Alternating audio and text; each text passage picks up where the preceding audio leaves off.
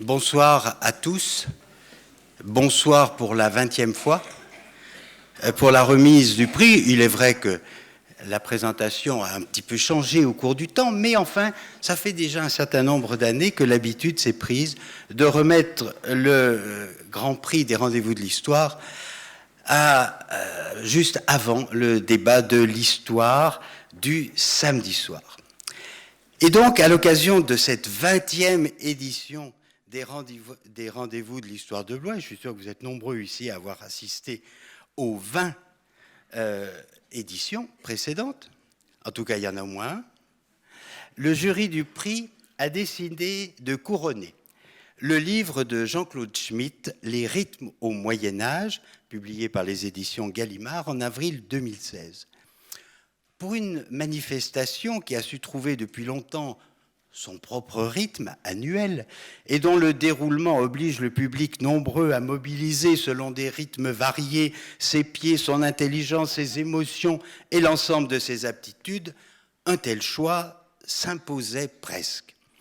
Pourtant, la concurrence était vive entre les 5 ouvrages arrivés en finale et dont je rappelle ici les noms des 4 autres, puisque je viens d'en citer un, le vainqueur, dont la lecture est vivement recommandée par le jury. Je remercie d'ailleurs les autres membres du jury qui sont présents ici ce soir pour encadrer le vainqueur. Ces 4 livres donc, que nous vous recommandons vraiment très vivement, et je peux dire sans dévoiler de secret que le débat a été vif, ce sont les livres de Jérôme Bachet, Corps et âme, une histoire de la personne au Moyen-Âge, chez Flammarion. Je les donne par ordre alphabétique, je dis tout de suite. Le livre de Guillaume Lachenal, L'homme qui voulut être roi, sur les traces d'une utopie coloniale aux éditions du Seuil. Le livre de Vincent Lemire, Catel Berthelot, Julien Loiseau et Yann Potin, Jérusalem, histoire d'une ville-monde, en chant histoire, c'est un petit livre de poche. Et enfin, le livre de Jean-Manuel Roubineau, Milon de Crotone ou l'invention du sport, aux presses universitaires de France. Mais c'est donc le livre de Jean-Claude Schmitt que j'invite à venir à mes côtés.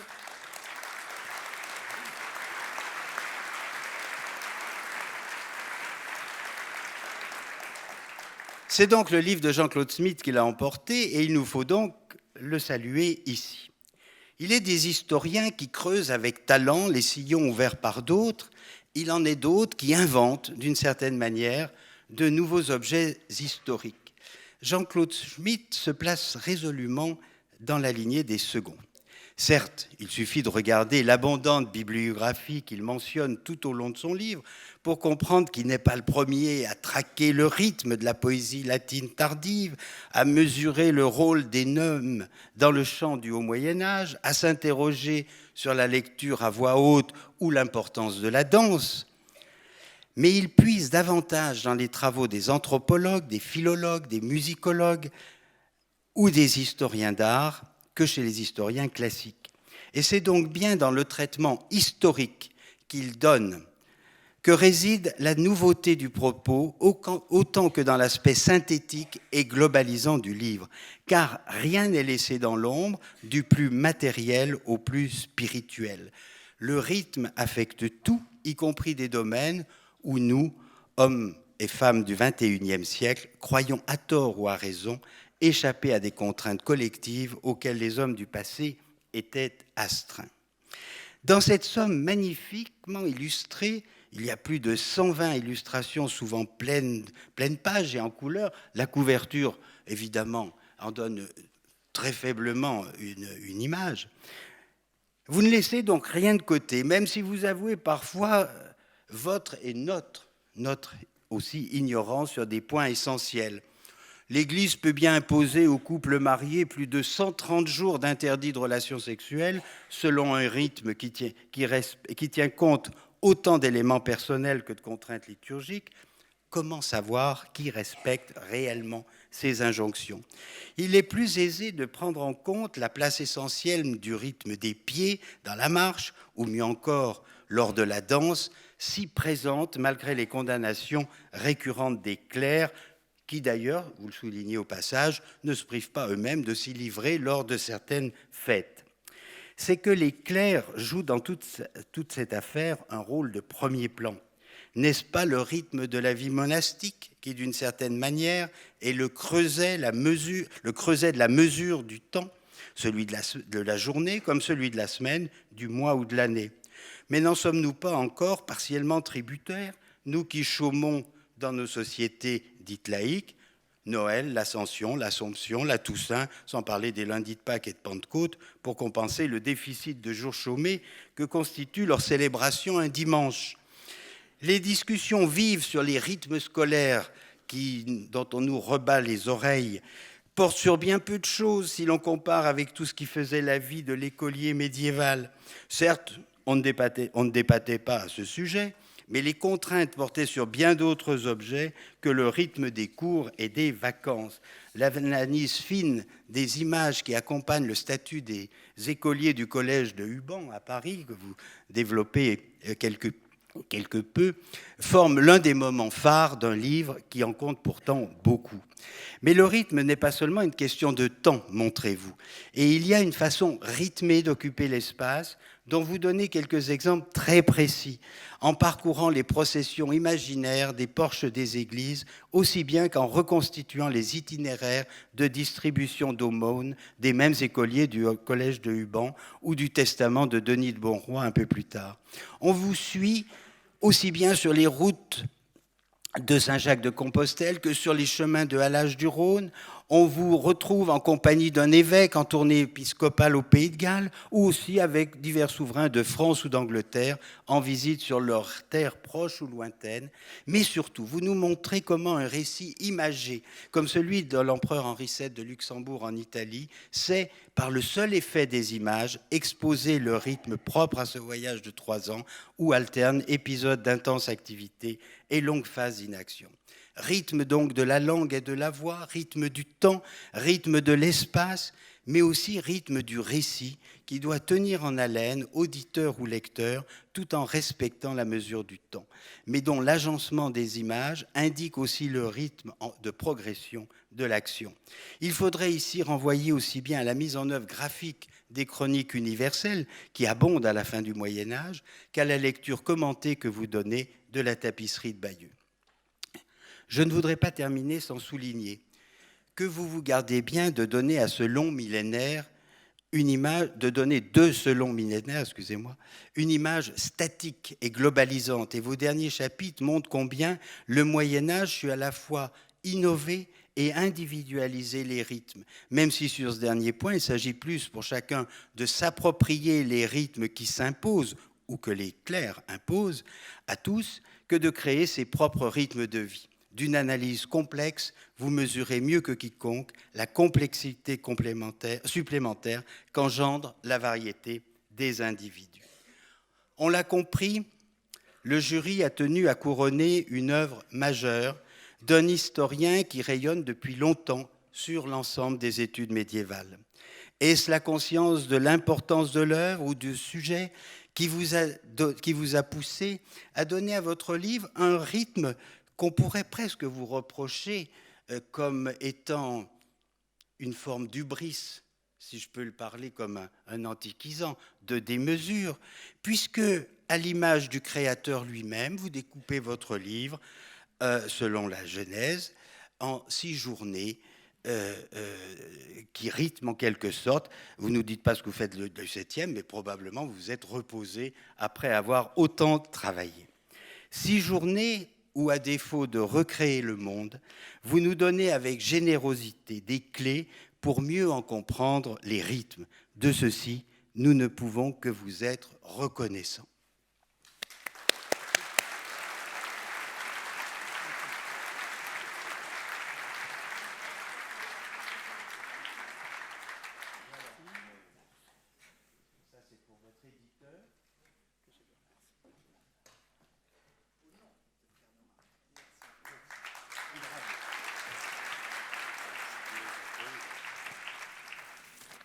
Bien, Monsieur le Président, chers amis, je voudrais avant tout remercier le jury de l'honneur qui m'est fait en m'attribuant ce ce prix. Vraiment, je ne m'y attendais pas. Voilà, il y a des ruptures dans les rythmes. Et bien là, il y en a une forte. Je ne m'y attendais pas et je suis d'autant plus sensible à cette marque d'estime, sans doute, mais en tout cas à l'intérêt que les lecteurs ont porté à cette question des rythmes qui, il est vrai, cela a été dit, a été peu travaillée par les historiens, en comparaison des sociologues, des anthropologues, des philosophes, et puis des médecins, par exemple, puisque, comme vous le savez, 3 médecins viennent d'être couronnés d'un très grand prix, le prix Nobel de médecine, pour avoir travaillé, mais sur une mouche, nous, historiens, nous travaillons sur les hommes, sur une mouche à propos de la génétique et des cycles circadiens, des rythmes circadiens. Donc, cela est sans doute la preuve que le thème est important et qu'il est important avant tout pour nous. Car si je suis historien du Moyen-Âge, ce qui peut sembler une période très ancienne et vraiment révolue, je pars du présent. Et dans ce livre, en effet, je pars du présent et j'essaie de montrer comment cette notion de rythme s'est enrichie au cours du 19e, 20e siècle. Et c'est à partir de là que j'essaie de repenser les rythmes médiévaux. Donc cette interdisciplinarité, parce que de ces sciences sociales vers l'histoire, je ne cesse de dialoguer, mais aussi dialogue comme l'avait voulu Marc Bloch et aussi mon maître, Jacques Le Goff, que je tiens à associer ici à cette pensée, dans cette pensée de gratitude. Eh bien, le dialogue du présent et du passé est absolument au cœur du travail de l'historien, et j'en suis toujours plus persuadé. Donc, grand merci à vous, grand merci à mon éditeur, et je dois dire que ce livre, s'il est bon, je n'en sais rien, mais s'il est beau, c'est aux éditions Gallimard, c'est à Pierre Nora, c'est à Françoise Davout, ici présente, que je le dois, et à toute cette équipe qui a travaillé, et j'ai eu le plaisir vraiment de travailler avec l'équipe éditoriale de façon à mettre en page très précisément et à trouver le rythme du livre. Donc il y a, quand on écrit un tel livre, bien sûr, un rythme de l'écriture. Il a été fait allusion au plan, qui en effet était peut-être étonnant, de ce livre, que j'ai rythmé par les journées même de la Genèse, mais qui sont aussi les journées de notre semaine. Voilà un héritage très ancien, qui reste efficient aujourd'hui. Et ce choix d'un plan, non pas en partie, mais en journée, m'est venu, je dois dire, d'un moment de grand désespoir, quand je ne savais plus comment maîtriser toute la matière que j'avais rassemblée, et en même temps d'un moment de séduction face à cette littérature médiévale qui volontiers se rythmait au gré des jours, des nuits, un peu comme les 1001 nuits dans un autre domaine, au gré des jours qui passent, comme le Décameron. Et voilà le modèle que j'ai suivi modestement. Et je suis heureux que ce travail, finalement, ait trouvé l'écho qu'il reçoit aujourd'hui. J'en suis très honoré, encore une fois, et je vous en remercie.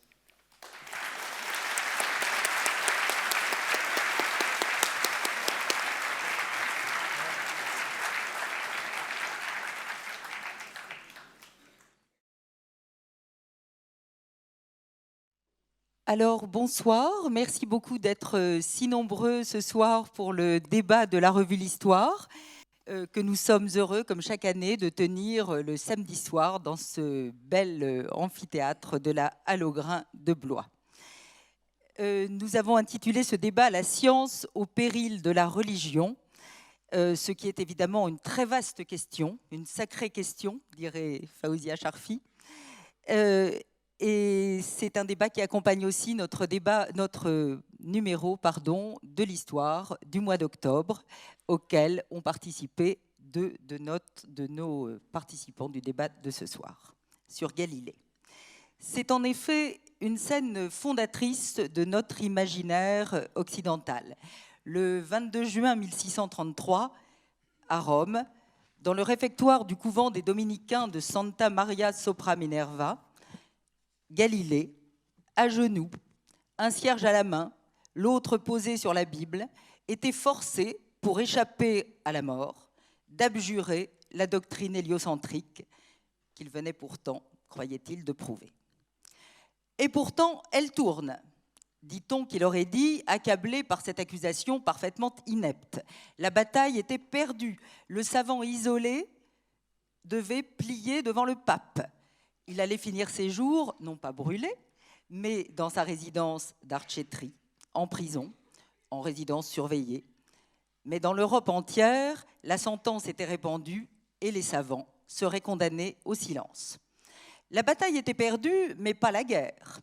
Pas la guerre parce qu'une révolution scientifique était en marche. Alors ici, dans ces rendez-vous de Blois, pour leur 20e édition, nous avons appris à être très prudents avec ce concept de révolution scientifique et à le traiter de façon un peu moins héroïque, sans doute, et plus sociale et plus progressive. N'empêche que le XVIIe siècle européen allait passer, selon la belle formule de Coiré, du monde clos à l'univers infini.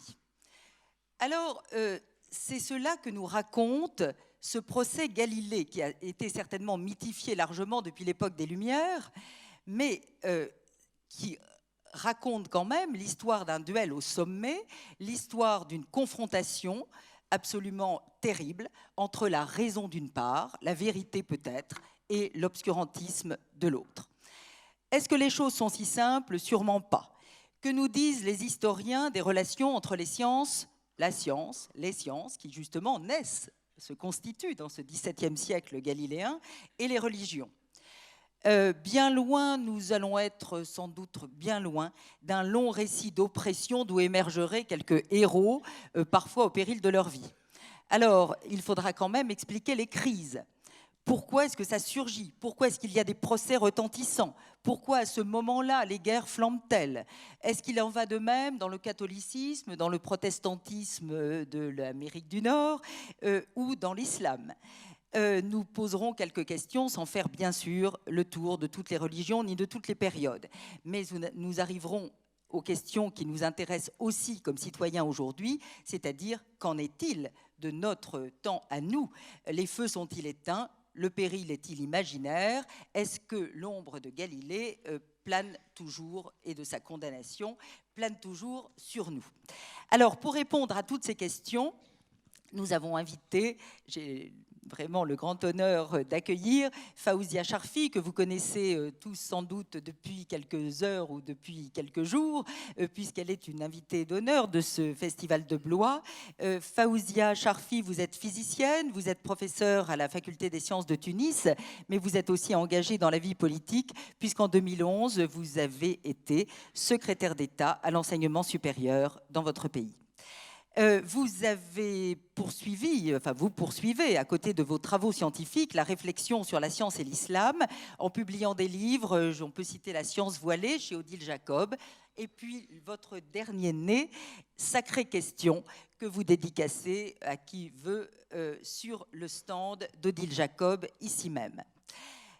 Denis Lacorne, vous êtes directeur de recherche au CERI, enseignant à Sciences Po à Paris.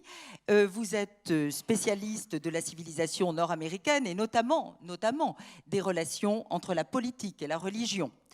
Vous avez publié évidemment beaucoup de livres chez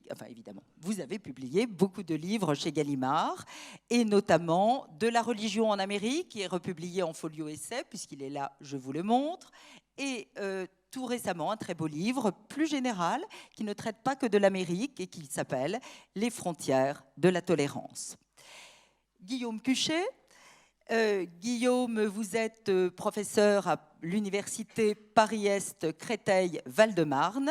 Vous avez travaillé sur le purgatoire, puis sur beaucoup d'autres sujets traitant à la religion et à la croyance, et notamment, un peu bizarrement, sur les tables tournantes, sur lesquelles vous avez donné un très beau livre au Seuil il y a quelques années. Et vous êtes donc spécialiste de l'histoire et de l'anthropologie religieuse des sociétés contemporaines. En 2018, m'avez-vous dit, vous allez publier, toujours aux éditions du Seuil, un livre qui s'appellera sans doute « Comment notre monde a cessé d'être chrétien ». Alors, nous sommes au cœur du sujet. Francesco Beretta, Je termine par vous parce que nous allons commencer par vous. Vous êtes chargé de recherche au CNRS, à l'ARA, c'est-à-dire le laboratoire de recherche d'histoire Rhône-Alpes, c'est ça, donc à Lyon. Vous travaillez actuellement sur l'usage numérique de l'histoire et notamment du traitement des données en histoire. Donc, mais dans votre domaine notamment, c'est-à-dire que depuis plus de 25 ans, vous travaillez vous aussi sur les relations entre la religion et la croyance, et notamment sur Galilée. Vous avez d'ailleurs participé à notre dossier du numéro d'octobre. Vous avez publié aux éditions Saint-Augustin en 2005 un très beau livre qui s'appelle « Galilée en procès, Galilée réhabilité, point d'interrogation ». Nous reviendrons peut-être tout à l'heure sur ce point d'interrogation. Alors, Francesco Beretta, je commence donc par vous, puisque nous avons décidé de faire de Galilée, pour une raison évidemment qui tient aussi à la constitution des sciences dans ce XVIIe siècle européen. Nous allons commencer par Galilée, car ce procès Galilée n'est pas si simple. En 1615, une première accusation d'hérésie était lancée contre le grand mathématicien et savant, à la suite de la publication de son livre « Le Messager des étoiles ». Mais le pape Paul V, en 1616, le pape Paul V prudent, s'était contenté en quelque sorte de mettre ce livre à l'index. Alors pourquoi est-ce qu'en 1633, donc plus de 15 ans plus tard, pourquoi le nouveau pape dirige-t-il un procès d'inquisition qui va condamner Galilée? Pourquoi cette condamnation retentissante? Francesco Beretta, est-ce que vous pouvez nous expliquer l'affaire en quelques mots? Bien sûr, merci de me donner l'occasion de parler de ces choses passionnantes dont je m'occupe moi maintenant, mais dont je me suis occupé intensément. J'ai un peu réfléchi à la manière de répondre en 2 minutes à une question qui demanderait un exposé d'au moins 2 heures. Et j'ai eu une idée. J'ai eu l'idée autour de ce que j'appellerais l'erreur de Galilée. Galilée a fait une erreur essentielle, scientifique, qui montre qu'il est un génie de la nouvelle science. L'erreur de Galilée, c'est de penser que le phénomène des marées dépend du mouvement de la Terre. C'est très simple, hein, messieurs, dames. La Terre, vous le savez, tourne autour du Soleil en 365 jours. Elle tourne aussi sur elle-même. Et quand elle tourne sur elle-même dans la même direction que ce mouvement général autour du Soleil, 2 vitesses s'additionnent et donc la croûte terrestre accélère, l'eau reste en arrière, et quand la Terre, la nuit, revient en arrière, elle ralentit et l'eau avance. Et vous avez les marées. Voilà l'explication par Galilée du phénomène des marées. Et c'est très important parce que c'est là la rupture avec la science standard de son temps, qui est la science du livre d'Aristote. Dans les universités italiennes, la science standard enseignée par tous les professeurs de philosophie est la science d'Aristote. Et alors en quoi c'est la rupture? C'est la rupture parce que Galilée pense que le cosmos, ce qui est de la Lune et ce qui se passe sur la Terre, est homogène. Il n'y a pas 2 mondes distincts, c'est un monde. Et il nous parle de cette idée qu'il a eue la première fois dans une lettre, si je me souviens bien, à Kepler en 1597. Donc, il est encore à Padoue, il est professeur de mathématiques, et il ne peut pas en parler en public. Il peut en parler seulement dans ses lettres. Pourquoi? Parce que l'Église le censure? Non, c'est parce que la science standard, c'est l'aristotélisme.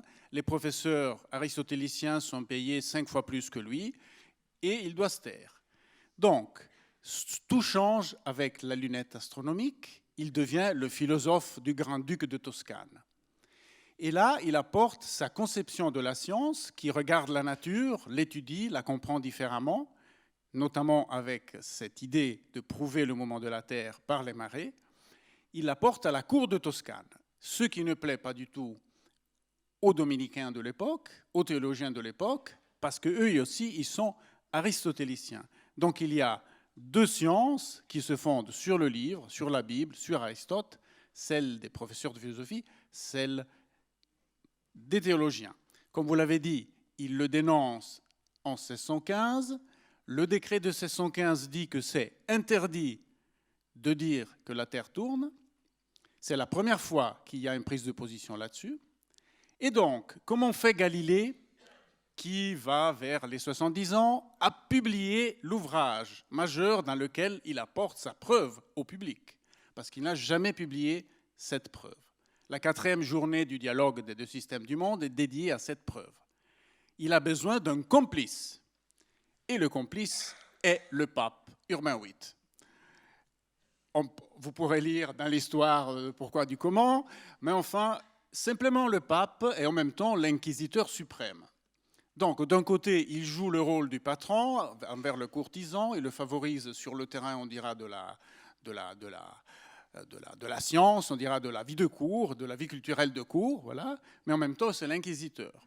Et le pape a été, avant d'être pape, le cardinal Barberini, qui était ami avec Galilée, ce qui complique un peu les choses. Enfin, tout à fait. Et c'est pour ça que Galilée s'est adressé, non pas au pape aussi directement, effectivement, parce qu'il lui a remis le manuscrit de cet ouvrage sulfureux en main propre. Mais sulfureux seulement sur ce point qui n'était pas un point majeur, disons, mais qui avait posé problème 16 ans plus tôt. Voilà. Alors le problème, c'est qu'il y a eu la peste, il n'y avait pas la possibilité de contrôler le contenu exact du livre. Je finis en à peu près 20 secondes, parce que je vous ai raconté l'histoire du procès de Galilée en 2 minutes, donc ou 3. Ils le liront voilà. dans l'histoire. Voilà. Et donc le problème que le livre, approuvé, cautionné, disons, par le pape et approuvé par ses employés, voilà, pour simplifier, le contenu du livre n'était pas connu à Rome au moment de la publication. Et dans ce livre, Galilée est allé beaucoup au-delà de ce qui était convenu, pour simplifier. Et là, pour des raisons légitimes même, hein, de ça on ne parle pas, mais enfin, il ne s'est pas rendu compte de ce qu'il allait faire, ce qui fait que le pape on a été vexé profondément et a profité de son rôle d'inquisiteur pour le condamner. Donc c'est une affaire de pouvoir que vous nous racontez là, tout autant qu'une affaire de religion. Mais peut-être sera-t-il difficile dans ce débat de démêler quelquefois les deux. En tout cas, pour l'Église, on verra que c'est peut-être autant une catastrophe que pour la science. Alors, l'Église, enfin le christianisme au XVIIe siècle, ça n'est pas seulement le catholicisme. Ce procès Galilée, Denis Lacorne, je me tourne vers vous, ce procès Galilée, comment a-t-il des retentissements dans le monde protestant, et notamment dans le monde nord-américain que vous connaissez bien? Est-ce que les protestants sont gênés par cette affaire d'héliocentrisme et cette avancée de la science? Non, c'est-à-dire... Il faut vraiment que vous mangiez le micro. En Angleterre, il y a des débats parmi les théologiens protestants, mais si on s'intéresse, et ce sera beaucoup moins intéressant que ce qui vient d'être dit, si on s'intéresse aux premiers colons européens qui vont en Amérique du Nord, via la Hollande, l'Angleterre, les puritains. Bon, les puritains, ce n'est pas des grands scientifiques. Il faut quand même, si on est un colon qui va traverser la moitié de la Terre pour aller s'installer dans un pays inconnu, il faut croire à un minimum de science. C'est-à-dire qu'il faut croire à la navigation, et donc à l'astronomie. Il faut croire que l'agriculture va vous faire survivre dans une terre inconnue. Il faut savoir pratiquer le maniement des armes parce qu'il y aura peut-être des ennemis qu'il faudra détruire. Donc il y a un minimum de connaissances scientifiques.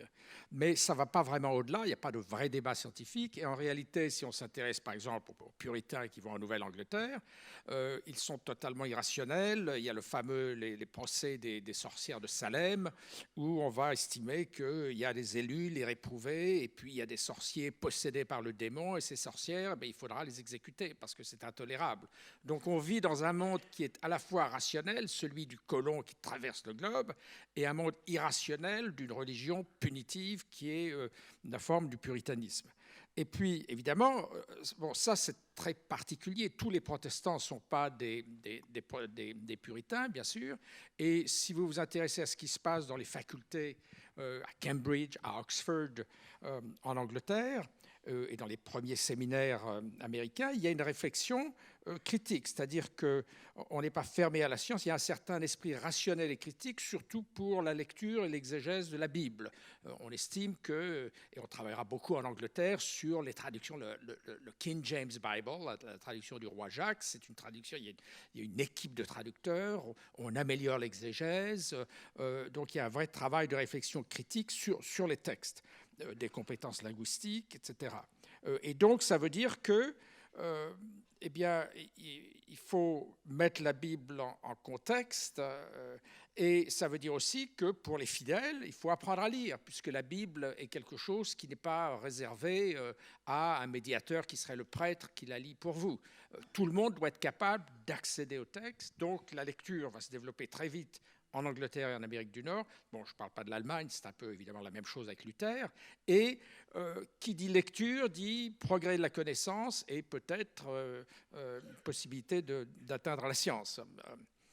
Alors, est-ce que je peux dire un mot sur le 18e Oui, si vous voulez, oui. Dites-nous un mot sur le 18e siècle. Au moment de l'Amérique des Lumières, elle n'est pas très différente. C'est là peut-être qu'il y a le plus de similarités entre l'Europe et l'Amérique des Lumières. L'Amérique des Lumières, bon, la science progresse, et les religions, c'est-à-dire que les pères fondateurs de la Constitution américaine, ou des gens comme Benjamin Franklin, ce sont des gens qui abandonnent la religion de leur père ou de leur jeunesse. Franklin était presbytérien, Jefferson, ils vont tous devenir des déistes. Et Jefferson, lorsqu'il est élu président en 1900, il a un peu de temps libre, il va réécrire l'Évangile, mais en supprimant les miracles. Et son évangile se termine, Joseph d'Arimathie roule la pierre devant la tombe de Jésus, point final. Il n'y a pas de résurrection. Jésus, c'est un Socrate, c'est un philosophe, mais c'est sans plus. Et donc, il sera accusé d'être un athée, un jacobin, de vouloir brûler des Bibles lorsqu'il est élu président. Et sa Bible, d'ailleurs, sera publiée au lendemain de sa mort et donnée à tous les membres du Congrès, nouvellement élus, gratis, jusqu'aux années 38. Puis après, on arrête. Aujourd'hui, entre parenthèses, Jefferson ne serait pas élu président. Et puis, vous avez... Alors, c'est un non-étum de l'époque, c'est-à-dire que Jefferson va correspondre avec les savants, avec Buffon, par exemple. Il y aura des tas de débats sur la taille des animaux, sur l'intelligence des Indiens, donc un vrai débat scientifique. Il s'intéresse aussi, lorsqu'il vient... les représentants de la cour de Versailles, ministre plénipotentiaire, il va s'intéresser aux canaux, aux infrastructures, à l'agriculture. Et Franklin, c'est le plus intéressant. Lui ne croit ni au dogme, ni à la divinité du Christ. Il rédige un livre de morale séculière pour Richard's Almanac et multiplie des expériences pseudo-scientifiques. Je crois qu'il y a toujours un débat, mais enfin sur l'électricité, la foudre, il lance des ballons en l'air, des cerfs-volants pour capter l'électricité du ciel. Et il est célébré en France comme un très très grand savant. Et il y a une fameuse gravure de Fragonard qui est dédiée au génie de Franklin, qui dit « Il arracha la foudre au ciel et le sceptre au tyran ». Et évidemment, il appartient à toutes les académies de l'époque. Il est aussi franc-maçon. Voilà, donc ça, c'est la science à l'époque des Lumières aux États-Unis. Donc on est quand même dans un monde qui est profondément imprégné de religion protestante en Amérique du Nord, mais où les progrès de la science ne font pas problème. Ces gens dont vous nous parlez sont parfois ne plus croire à la divinité du Christ, c'est peut-être plus vraiment être chrétien, mais enfin, le monde autour de l'est et le galiléisme, l'héliocentrisme, les progrès de la science ne font pas problème.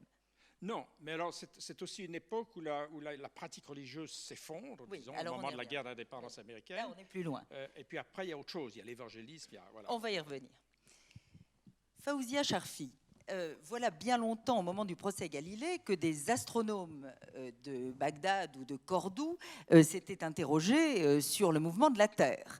Alors, comment, du coup, Galilée est-il perçu dans le monde musulman ? Est-ce qu'il y a un retentissement de ce procès ? Est-ce que l'affaire rebondit ? Est-ce que l'héliocentrisme pose problème ? En fait, au moment où la science naît en Europe, elle a disparu dans le monde musulman.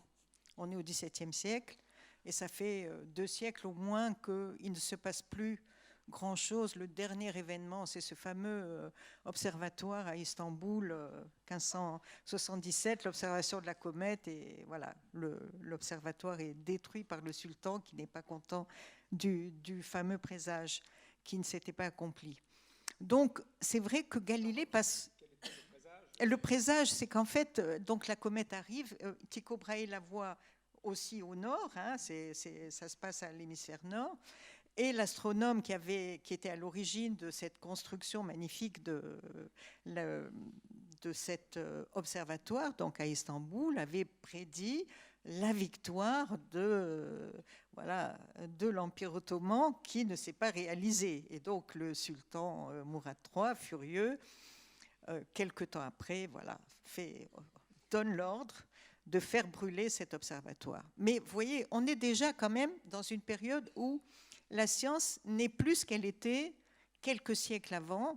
Juste un mot, quelques siècles avant, je donne deux noms de deux grands savants extrêmement intéressants. Biruni, donc 11e siècle, qui n'est pas que astronome, mais qui s'intéresse à tous les phénomènes naturels.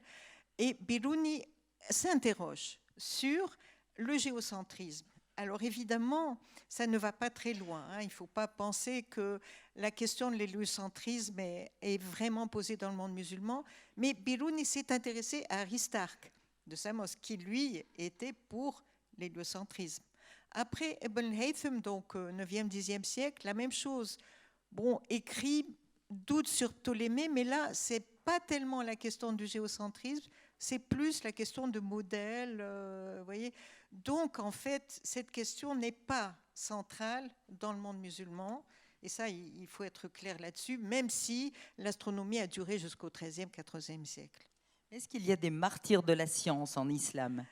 Eh bien, non. Je dis non, clairement. Oui.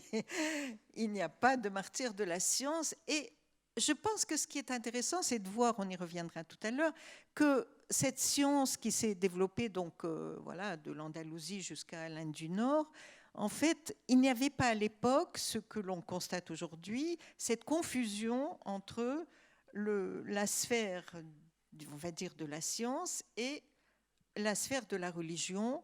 Il y a beaucoup d'échanges. D'ailleurs, la science arabe se construit pas seulement avec la science arabe, quand je dis science arabe, c'est la science écrite en arabe, pas seulement avec des savants musulmans, mais il y a aussi des savants juifs. Hein, il y a un certain nombre à l'époque, puisque c'était assez international finalement, ce monde qui ne l'est plus malheureusement aujourd'hui. Donc, vous voyez, ce qui est intéressant, c'est de se dire que même quand Biruni se pose la question, il ne s'interdit pas de la poser pour des raisons religieuses, et ça, je pense que c'est intéressant à relever. Celui qui est persécuté, c'est Averroès. Alors, Averroès est persécuté, mais là, c'est le philosophe. C'est un philosophe, ce n'est pas un savant. C'est ça qui est très intéressant, c'est de se dire qu'est-ce qui fait un des arguments pour dire effectivement, malheureusement, la science a disparu, la raison a disparu dans le monde musulman petit à petit. C'est que c'est la pensée de Razeli qui a dominé, et Razeli, pour lui, il n'y a pas de science admise qui soit... il n'y a deux vérités que la vérité de la révélation, et la certitude est réellement le capital de la foi. Donc, il faut en tirer les conséquences, et il n'y a pas de causalité non plus. Donc, on ne va pas chercher les causes de ce que l'on observe. Bien, alors finalement, on se retrouve dans un face-à-face quand même avec le pape. Alors, Guillaume Cuchet, comment l'Église s'est-elle tirée de ce mauvais pas? Je disais tout à l'heure, finalement, ce procès Galilée, pour les raisons que vous nous avez bien expliquées, Francesco Beretta, c'est quand même aussi une catastrophe pour l'Église. Se retrouver dans le pas d'avoir condamné quelque chose que les scientifiques, finalement, dans le monde entier, commencent à admettre ou à reconnaître ou à étudier, c'est quand même être dans une très mauvaise position. Comment l'Église catholique va-t-elle traiter la question, disons, dans les décennies qui suivent, 17e, 18e, 19e siècle? Alors oui, c'est une catastrophe. Rétrospectivement, c'est une catastrophe. Alors, c'est vrai qu'on peut considérer qu'elle a mis à peu près 18 ans pour se mettre dans ce mauvais pas, entre 1615 et 1633, et elle va mettre plus de 300 ans pour sortir de l'ornière, parce que c'est plus rapide de se mettre dans une situation compliquée que d'en sortir. Et finalement, la première étape dans ce processus, ça va être la sortie des livres coperniciens de l'index, c'est-à-dire du catalogue des livres prohibés, qui date du XVIe siècle, Et les livres coperniciens y étaient entrés, et pour essayer de sortir du problème, on va les faire sortir. On va les faire sortir en 2 temps. Il va d'abord y avoir une première fournée sous Benoît XIV au XVIIIe siècle, en 1757, et puis il y a une deuxième, on apure les comptes en quelque sorte, en 1835 simplement. Et entre-temps, il y a eu une petite affaire quand un chanoine romain, le chanoine Sétélé, a publié un livre copernicien vers 1820. Ça a suscité des réactions vives au sein du Saint-Office, qui est l'organe qui, au sein de l'Église catholique, s'occupe des problèmes doctrinaux. Et là, on a vu que tout n'était pas encore réglé en 1820 au Saint-Office à Rome. Il y avait encore un débat, d'une certaine façon. Et le pape Pie VII va finalement approuver le livre copernicien. Et donc, l'Église catholique n'a officiellement plus de problème avec le fond du dossier depuis ces années 1820-1822. Et l'une des conséquences intéressantes, c'est que ça va développer, à mon avis, dans l'Église catholique, une sorte de syndrome Galilée, c'est-à-dire le fait que, comme on a fait une fois une erreur capitale sur un dossier de ce genre, on va en tirer toute une série de leçons qui vont s'appliquer immédiatement, dès le XIXe siècle, bien avant que le pape Jean-Paul II n'entreprenne de réhabiliter Galilée, ne crée une commission qui rendra ses conclusions en 1992. Et au XIXe siècle, à chaque fois que l'Église catholique est confrontée à un problème scientifique nouveau, un peu déstabilisant, qui lui tire le tapis sous les pieds, elle a en tête ce principe de précaution majeure, qu'il ne faut jamais sortir du bois avant d'être absolument certain d'avoir à en sortir. Donc on laisse les scientifiques faire la preuve de leurs affirmations, on ne touche pas à sa doctrine et à sa théologie tant qu'on n'est pas absolument certain d'avoir à la retoucher, et inversement, on laisse les scientifiques travailler. Le principe étant, on l'a dit tout à l'heure, que tant que vous restez dans votre périmètre de la recherche scientifique, vous ne risquez quasiment rien, parce qu'il y a fort peu de chances de recouper des problèmes doctrinaux d'Église. Le problème, c'est quand vous vous mettez à faire la théologie de votre pratique scientifique et que vous commencez à reconstruire le christianisme à la lumière de votre expérience scientifique. Là, l'Église est beaucoup plus vigilante. Donc il va y avoir cette sortie des livres de l'index. Et puis, je dirais, le 19e siècle, c'est aussi le moment de la vulgarisation. C'est-à-dire que l'héliocentrisme devient une évidence pour un nombre croissant de gens.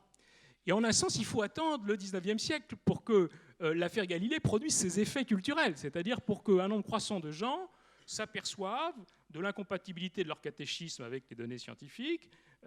Et le cas peut-être le plus célèbre, c'est Camille Flammarion, qui a été le grand homme de la vulgarisation astronomique au XIXe siècle. Et Camille Flammarion pique une crise galiléenne à la fin des années 1850 en découvrant que la cosmologie biblique n'est pas compatible avec la cosmologie scientifique. Il le découvre, Camille Flammarion, en 1855 seulement. Et là, on voit qu'il y a vraiment 2 temps dans le processus, c'est que le temps de la vulgarisation, c'est le temps du XIXe siècle. Et là, les auteurs religieux, je pense à un vulgarisateur de la science qui était un ecclésiastique qui s'appelle l'abbé Moignot, n'est pas le dernier à diffuser la pensée de Galilée. L'Église n'a plus de problème avec la question galiléenne, même si il faudra attendre la fin du XXe siècle pour apurer complètement les comptes. Elle n'a plus de problème avec Galilée et avec la cosmogonie, mais elle va en avoir un autre qui surgit et qui n'est pas petit, c'est la question de l'origine des espèces avec la publication du livre de Darwin en 1859. Car voilà qui, nous dites-vous dans votre article de l'Histoire, est beaucoup plus grave pour l'Église catholique, enfin pour le christianisme, que l'affaire Galilée. Alors pourquoi, Guillaume Cuchet, pourquoi est-ce que Darwin et l'origine des espèces, l'évolution, l'idée de l'évolution, la théorie de l'évolution, c'est plus grave? Oui, alors on connaît, il y a un texte célèbre de Freud où Freud dit dans l'histoire scientifique de l'humanité, il y a eu 3 moments compliqués. Il y a eu l'épisode galiléen, du monde clos à l'univers infini. Il y a eu l'épisode darwinien, où nous avons découvert que nous avions une généalogie inattendue et il a fallu en tenir compte. Et puis, la naissance de la psychanalyse, en gros, avec Freud se flattant en se mettant discrètement dans la série, ce qui est peut-être plus discutable. Mais le fait est qu'à mon avis, le plus grave, c'est le deuxième problème, c'est-à-dire c'est le problème de l'évolution. Et le paradoxe, c'est que c'est beaucoup plus grave que la question cosmologique, et que pourtant ni Galilée, ni ses disciples, y compris les plus rationalistes et les plus férocement antichrétiens, n'ont été mis à l'index ou condamnés. Donc là, il y a un concile provincial à Cologne, en Allemagne, en 1860, qui a condamné l'origine des espèces de Darwin à chaud, un peu rapidement, et au sommet de la pyramide, à Rome, on n'a surtout pas relayé cette condamnation. Donc il a bénéficié de la jurisprudence Galilée, d'une certaine façon, Darwin, c'est-à-dire du syndrome, du bon syndrome, qui fait que désormais, tant qu'on n'est pas absolument sûr de pouvoir sortir du bois, on ne sort pas du bois. Et pourtant, c'était plus grave à bien des égards, parce que à la fois se posait dans l'affaire Darwin, donc je vous rappelle que l'origine des espèces, ça date de 59, mais que Darwin lui-même n'a appliqué sa théorie à la question des origines de l'homme qu'en 1871. Et donc pendant quelques années, on a pu penser que c'était les disciples de Darwin qui tiraient des conclusions hasardeuses des thèses de Darwin lui-même, et que lui, qui avait une épouse très pieuse par ailleurs, dont il devait tenir compte, que lui n'était pas tout à fait sur ce genre de... Tout le monde est très prudent au XIXe siècle. Ah bah oui, et ça c'est l'effet global de l'affaire Galilée, ça.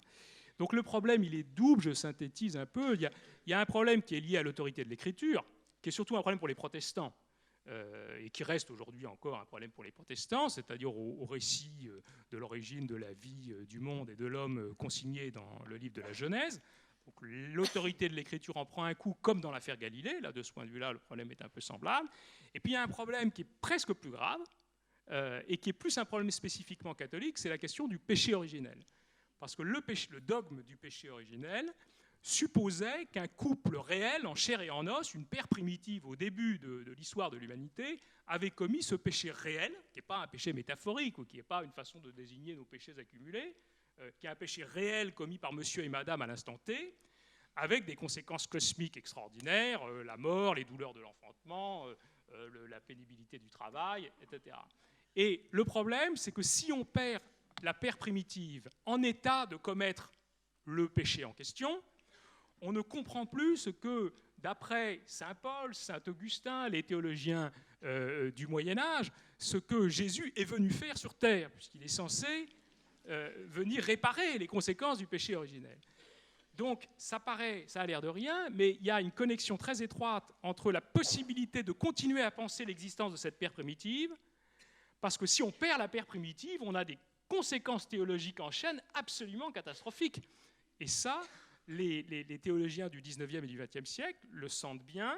Ils sentent bien progressivement qu'il faut aller du côté de l'évolution. Ils ne sont pas d'accord avec toutes les théories de l'évolution, mais ils valident le fait de l'évolution. Mais le pape leur dit, écoutez, l'évolution tant que vous voulez, ça va être le point de vue de Pie XII, qui va dire, en un sens, c'est une hypothèse que vous pouvez envisager. Allons-y, mais moi, il me faut la paire primitive au début de l'histoire de l'humanité. Et ça, c'est ce qu'on appelle le monogénisme. Et Pie XII dit, OK, l'évolution tant que vous voulez, mais le couple primitif. Bon.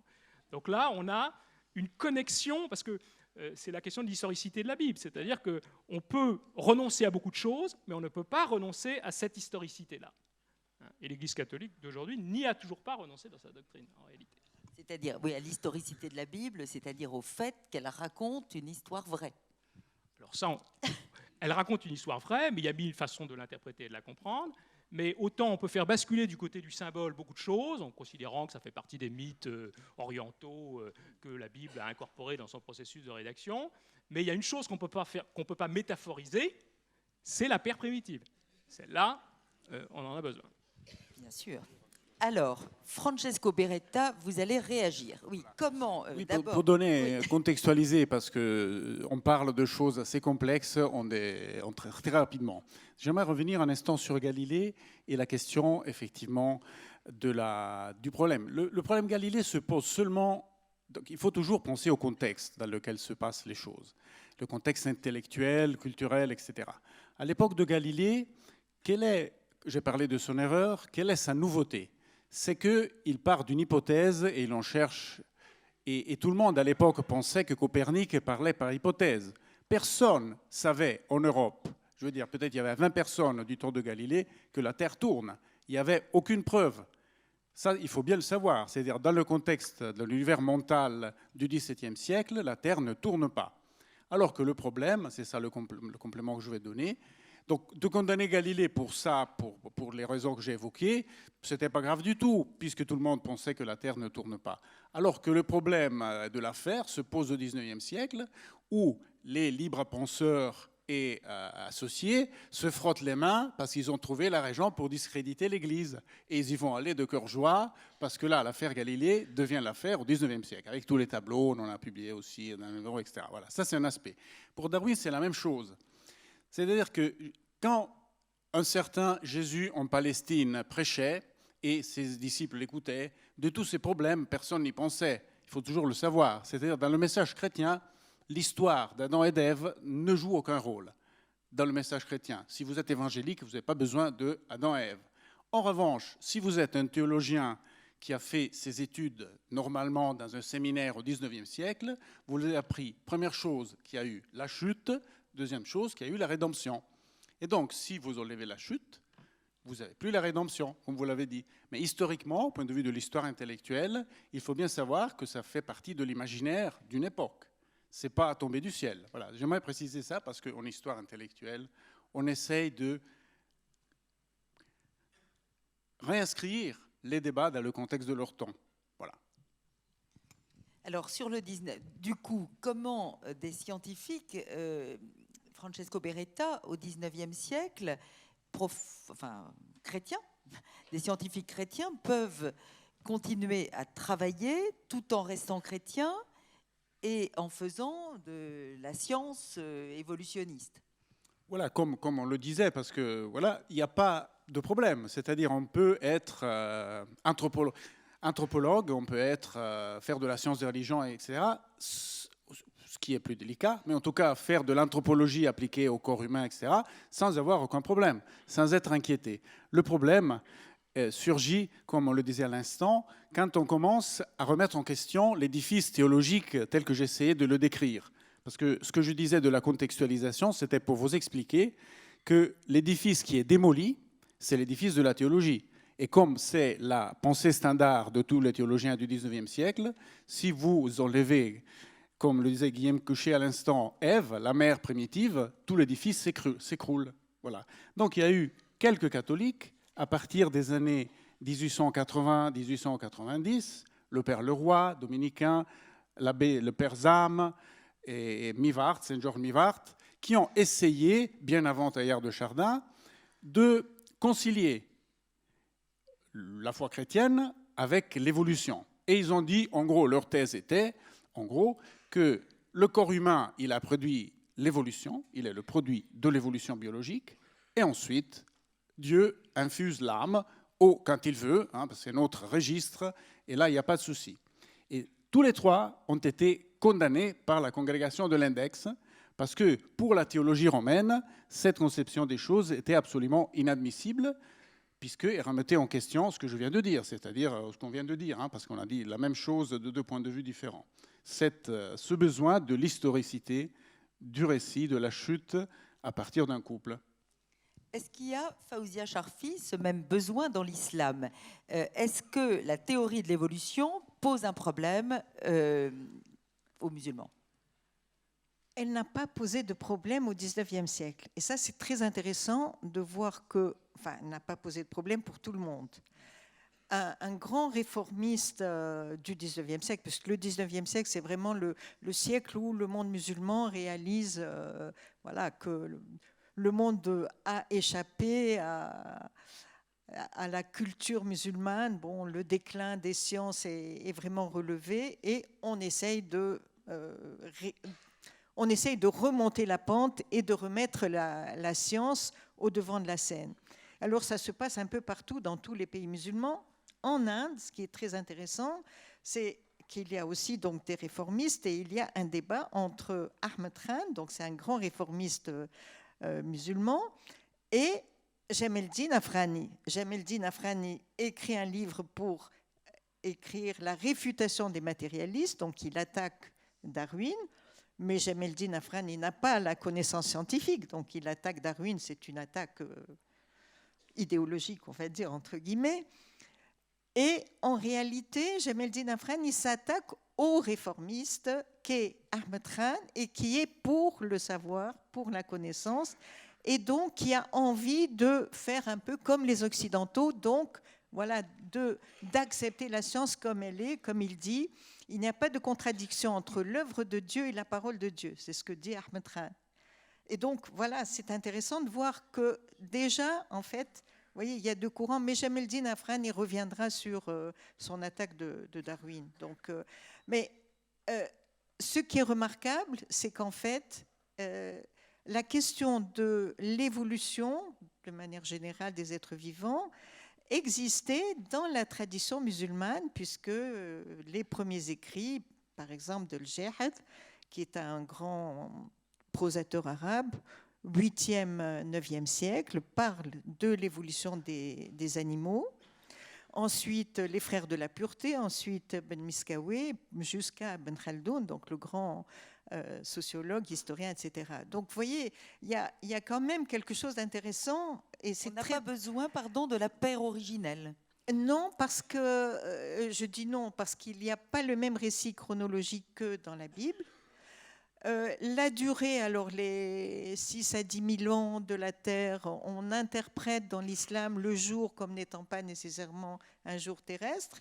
Donc c'est une durée qui peut être dilatée éventuellement jusqu'à 13 milliards d'années. C'est ce que reconnaissent aujourd'hui même les fondamentalistes musulmans. Donc de ce côté-là, on n'a pas de problème. Il y a aussi une lecture du texte coranique qui parle du fait qu'on a extrait la vie à partir de l'eau, etc. Donc il y a des versets extrêmement intéressants, mais là, bon, je pense qu'il n'y a pas de concordisme. Avec le Big Bang. Compatible avec le Big Bang. Et encore une fois, en fait, il n'y a pas la même présentation chronologique. C'est pas le créationnisme. Enfin, on n'a pas la question. Enfin, on ne se heurte pas à la question du créationnisme. Elle ne se pose pas du tout dans les mêmes termes parce que le texte peut interpréter de manière tout à fait différente. Et bien sûr, par exemple, Ahmed Khan dit, ben oui, il faut interpréter ces versets-là.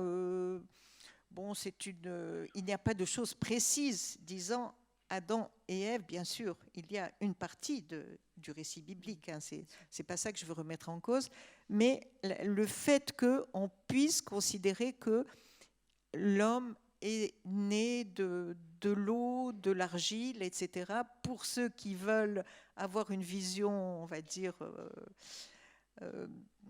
un scientifique. Non, pas scientifique, mais ça n'est pas incompatible avec, et d'ailleurs, le fait que les savants aient eu envie de décrire le monde vivant à travers cette notion d'évolution, d'influence de l'environnement, etc., ça c'est très intéressant. Et il y a un verset qui parle de grades successifs, en fait, que le fait que la vie soit arrivée par grades successifs. Donc il y a comme ça quelques éléments intéressants, enfin intéressants, mais c'est pas sur ça que les scientifiques se basent, évidemment, hein. En tout cas, c'est pas le point de vue des scientifiques. Mais vous voyez que Jamel Eldin Afrani n'a pas attaqué Ahmed Khan à partir du récit de la création. Il l'a attaqué parce que, plutôt, il fait partie, un peu comme disait Razeli, de cette conception matérialiste du monde. Razeli a attaqué la philosophie. Donc, c'est plutôt à travers ce débat un peu général que l'affrontement entre Ahmed Khan et Jamel Eldin Afrani s'est réalisé. Du coup, dans les grandes universités du monde musulman au XIXe siècle, à Tunis ou au Caire, l'université Al-Azhar, on peut enseigner les sciences modernes ? Non.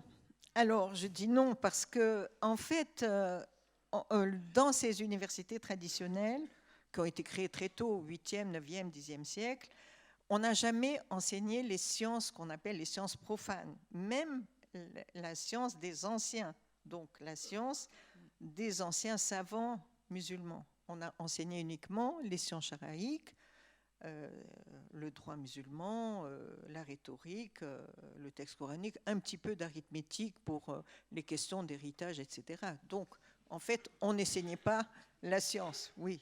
C'est une question d'actualité aujourd'hui. Donc, vous voyez qu'au XIXe siècle, ce qui est intéressant, c'est qu'on crée d'autres institutions.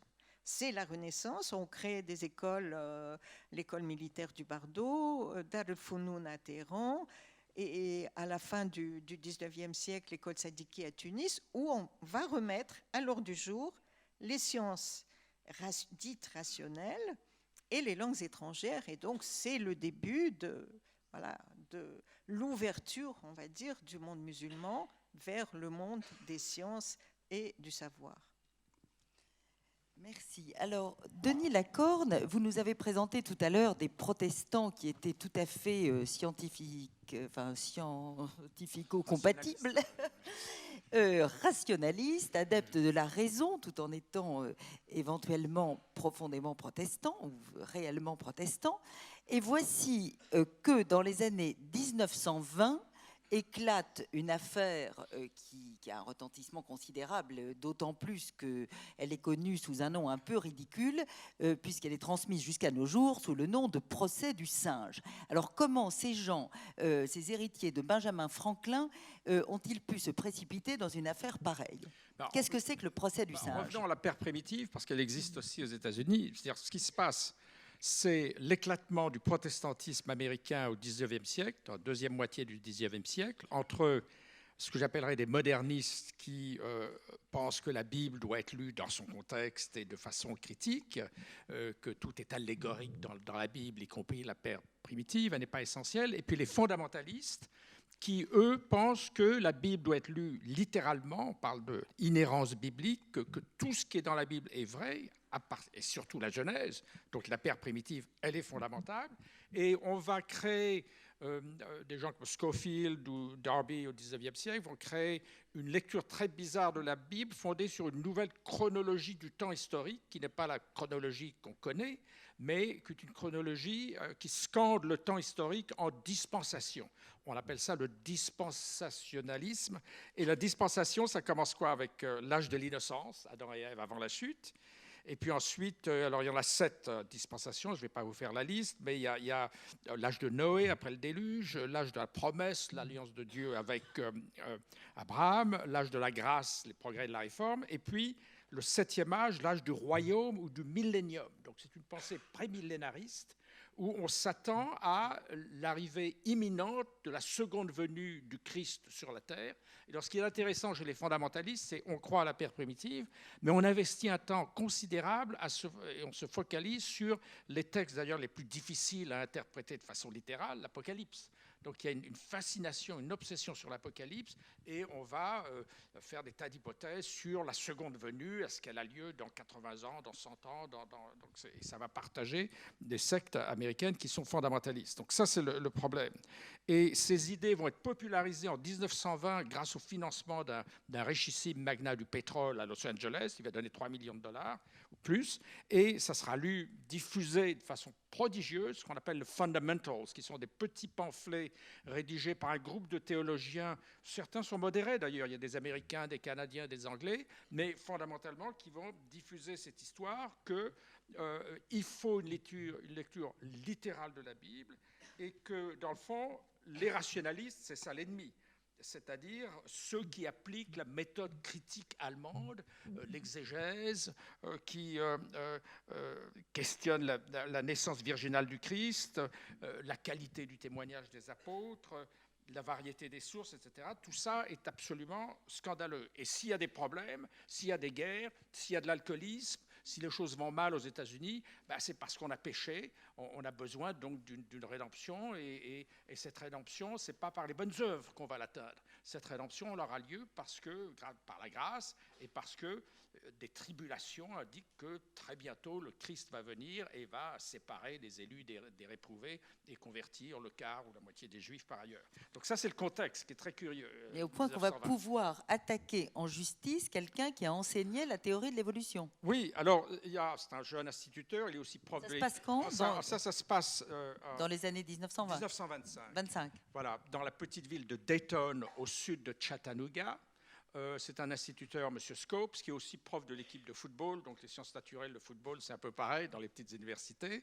Mais bref, il y a une loi du Tennessee qui interdit d'enseigner le darwinisme. Et lui, qui est un provocateur, et d'ailleurs incité par une organisation très progressiste, ACLU, c'est-à-dire l'association l'Union pour les libertés civiles, va le recruter et dire écoutez, provoquez-les, on veut tâcher de casser cette loi, donc enseignez Darwin, puis on va voir ce qui se passe si dans les tribunaux on va rejeter la loi du Tennessee qui va interdire plutôt l'enseignement du darwinisme. Donc c'est un procès très très médiatique. On a d'un côté les partisans de ce jeune prof qui sont des progressistes et qui défendent la liberté de parole et les libertés académiques, il sera représenté par un avocat très célèbre, un pénaliste qui vient de Chicago et qui a la réputation d'être athée ou agnostique, mais qui est un très très bon pénaliste, qui lui va prendre sa défense au nom de la liberté de parole. Et puis en face de lui, il y a ce personnage curieux, William Jennings Bryan, qui est un ancien candidat au présidentiel chez les démocrates. Il a été candidat 3 fois de suite, il a échoué. Là, il est très âgé, il a plus de 70 ans et est un peu retiré de la politique, mais c'est un populiste, un peu à la Trump, dans le fond, d'une certaine façon. C'est-à-dire que ses ennemis, pour lui, c'était les trusts, les grandes banques, les talons or. Tout ça était monstrueux, il fallait mettre fin à tout ça. Et puis, il est par ailleurs évangélique. Il croit à la Bible et à une lecture littérale de la Bible. Et donc, il fait une campagne contre Darwin, renforcée d'ailleurs par sa conception du danger du darwinisme social. Donc, il confond un peu l'évolution de Darwin et puis aussi l'utilisation scandaleuse de Darwin qui aboutit à des thèses racistes qui sont celles du darwinisme social. Donc il fait une vraie croisade anti-darwinienne et il est recruté par l'État du Tennessee pour défendre la loi par l'Attorney General, le ministre de la Justice du Tennessee, est très content d'avoir... Donc on a 2 très grands orateurs, Bryan, qui a fait toutes ses campagnes présidentielles et qui est un homme assez fameux, et puis d'autre part, Darrow. Et là, ce qui est très cruel dans ce procès, alors c'est très très médiatisé, il y aura 1000 personnes assisteront à l'audience, la ville va se transformer en une espèce de carnaval, il y aura des cirques avec des chimpanzés, on pourra acheter des singes en peluche, on pourra boire une boisson qui s'appelle le Monkey Freeze, enfin il y a une atmosphère de cirque, et le retentissement est considérable parce que c'est le début des chaînes de radio nationales. C'est-à-dire, ce n'est pas seulement la radio, mais des chaînes de radio nationales. Donc, le procès aura un retentissement inouï aux États-Unis et à l'étranger. Il y a même une centaine de journalistes étrangers qui sont là. Et alors, qu'est-ce qui se passe? C'est assez cruel parce que Darrow, l'athée, va embarrasser le malheureux Bryan et va réussir à démontrer, dans le fond, qu'il ne connaît pas bien la Bible. Alors, il va lui dire, est-ce que c'est vraiment 6 jours, la création, 6 jours de 24 heures, monsieur Bryan? Alors, lui hésite. Ensuite... est-ce que Jonas et le gros poisson, c'était une baleine qui a vraiment avalé Jonas? Adam et Ève, étaient-elles vraiment nées d'une côte d'Adam? Est-ce qu'on peut croire ça? Et puis, à propos du livre de Josué, il donne beaucoup d'importance à ça, le soleil s'était arrêté de tourner au-dessus de la petite ville de Gabaon, près de Jérusalem. Et Darrow ne cesse de ridiculiser Bryan pour son ignorance. Il connaît mieux la Genèse, l'histoire de la Genèse, que Bryan lui-même. Et alors, il le dénonce pour son imbécilité. Il forge le mot moron, c'est un crétin total. Et alors, le malheureux Bryan essaye de se justifier. Il lui dit oui, mais non, c'est pas 6 jours de 24 heures, ça sans doute était plus long, ça a été des époques. Et à ce moment-là, il perd crédibilité au sein même du camp des fondamentalistes et meurt d'une attaque cardiaque 4 jours après le procès. Donc, le fondamentalisme donc, est discrédité pour au moins une génération. Mais Scopes a perdu son procès. Il a violé la loi du Tennessee, donc il perd son procès, mais il a gagné le procès de l'opinion publique, si vous voulez. Et en même temps, le sécularisme amplifié par Darrow, en France on dirait son laïcisme dans le fond, sa moquerie de la religion, qui est aussi amplifiée par Mencken, qui est un journaliste très très populaire, aussi athée, mais qui écrit des choses très dures sur les évangéliques. Tout ça va durer assez longtemps, et puis ensuite, avec la Deuxième Guerre mondiale, il y a une montée de la religiosité aux États-Unis, et montée de la religiosité, et tout va basculer avec la guerre froide. C'est-à-dire qu'avec la guerre froide, à partir du moment où l'ennemi, le communisme athée, on ne peut plus dire du mal du christianisme, ou c'est plus difficile de moquer le christianisme. Donc quelqu'un comme Darrow ne pourra pas avoir de succès à ce moment-là, et c'est d'ailleurs sous Eisenhower qu'on va dire que In God We Trust est devise officielle des États-Unis, ça ne l'était pas avant. One Nation Under God, dans le Pledge of Allegiance, la référence à Dieu est rajoutée aussi dans ce contexte de guerre froide. Et donc il y a un moment, dans le fond, sécularisant, et puis ensuite de remontée de la religion dans les années 50. Mais non, oui, alors voilà, ce procès Scopes, ça a été aussi une catastrophe pour le fondamentalisme et pour Oui. l'anti-darwinisme. Oui, même si, ça l'a même si rendu le procès a été discret. perdu. C'est-à-dire le fondamentalisme n'a pas disparu, c'est caché. Il est devenu moins visible, il a cessé de faire visiblement de la politique, mais de façon souterraine, il a progressé partout, jusqu'à Mais Jerry du point de vue de Falwell la... ou à Pat oui, Robertson. oui, on va y revenir. Mais du point de vue de l'enseignement, tout de même, est-ce que vraiment, l'enseignement Oui. n'a pas... Oui. Alors ça, c'est très juste. Et je peux rebondir sur vos propos aussi, parce que l'université américaine, fin 18e, début 19e, c'est des séminaires. Ça prépare des gens qui sont ou des avocats, ou des séminaristes, ou des prédicateurs protestants. Pour entrer à Harvard ou à Yale, il faut connaître les langues de la Bible, c'est-à-dire le latin, le grec, quelquefois même l'hébreu ou l'araméen. Donc c'est ça, à l'examen d'entrée. Si vous ne maîtrisez pas une ou deux langues de la Bible, vous n'avez pas de chance d'entrer à Harvard. Mais tout va basculer à la fin du 19e, et là, les grandes universités de Ivy League, et puis Stanford et Chicago, vont imiter l'université allemande, l'université scientifique avec son PhD, qui est une invention allemande, et c'est là qu'on va avoir des vrais départements d'études scientifiques, de sciences, de physique, de maths. C'est là que l'université va se transformer. Mais il y a un second monde universitaire qui sont les petits collèges qui ont peu d'argent dans le Midwest, dans le Sud, qui sont souvent gérés par des évangéliques et qui, eux, la science sera le cadet de leurs soucis. On va surtout donner une éducation générale et puis on va beaucoup lire la Bible, de façon littérale ou non, et ça va donner l'un des plus grands collèges du Sud aujourd'hui, le Liberty Baptist College à Lynchburg, Virginia, de Jerry Falwell, et qui a une telle importance que vous ne pouvez pas aujourd'hui avoir un candidat aux élections présidentielles qui ne fait pas au moins une visite officielle à Lynchburg pour glorifier Jerry Falwell et son fils. Si vous ne faites pas ça, vous n'avez aucune chance d'être élu aux États-Unis, du côté républicain en tout cas. Bon, alors ça nous amène quand même à notre actualité.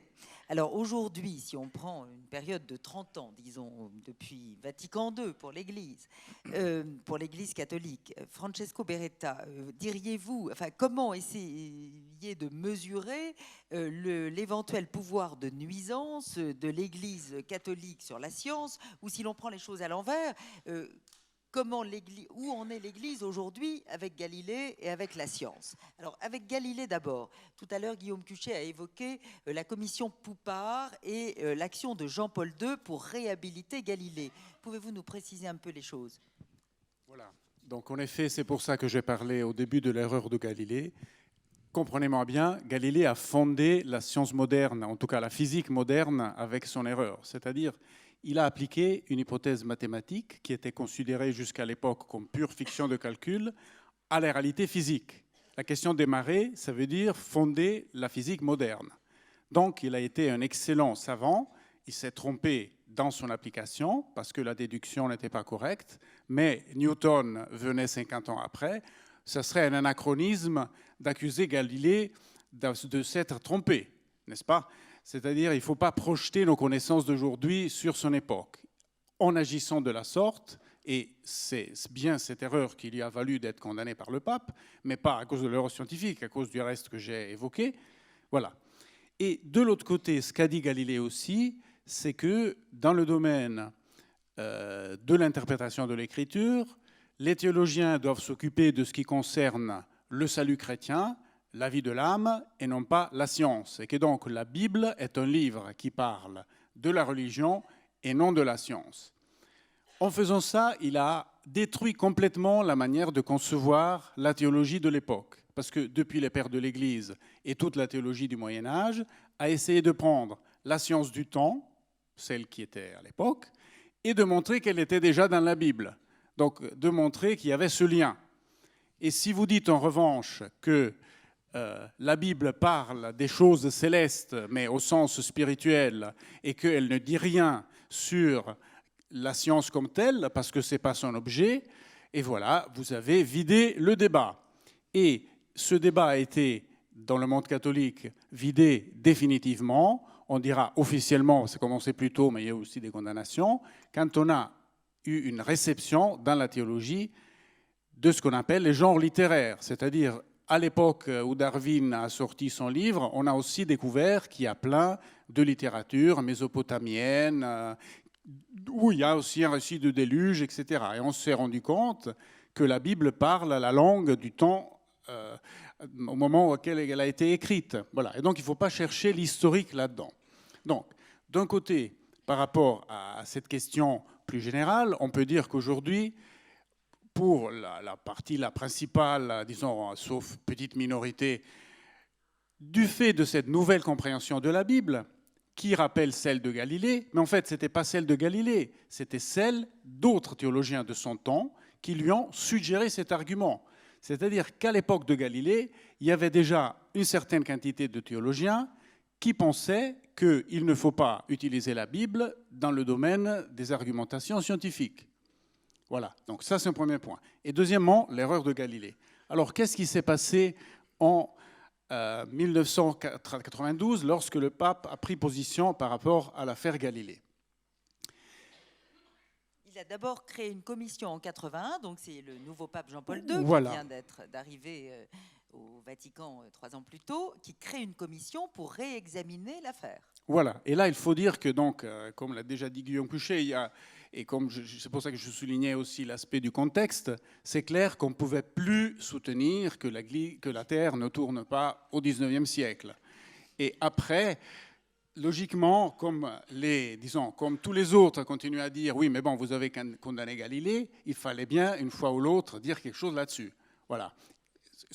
On peut dire les choses de manière un peu plus, comment dirais-je, ameublée, en disant que c'est besoin de reparcourir la mémoire, de purification de la mémoire, etc. Il s'agit d'éliminer cet obstacle. Voilà. Alors, pour l'éliminer, le problème, c'est qu'il aurait fallu reconnaître que le pape s'était trompé. Voilà. Alors, le problème, c'est que dans l'imaginaire catholique, en tout cas standard, c'est impossible de reconnaître que le pape s'est trompé. Surtout que dans le cas précis, que c'est difficile à avaler pour les théologiens catholiques, comme j'ai pu le constater, c'est que le pape a agi en tant que juge suprême en matière de foi. Quand il a condamné Galilée à abjurer l'héliocentrisme, il agissait en tant que pape.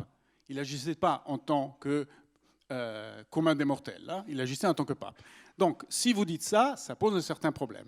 Alors, la commission qui a fait le rapport et que le pape a ensuite présenté avec un joli discours a dit grosso modo, comme je vous l'ai dit avant, que Galilée était un mauvais savant parce qu'il a fait l'erreur que je vous ai expliquée. Sur les marées. Sur les marées, voilà. Et que donc, de ce fait, sa science n'était pas bonne et qu'il n'aurait pas dû prétendre que la Terre tourne puisqu'il n'avait pas d'argument.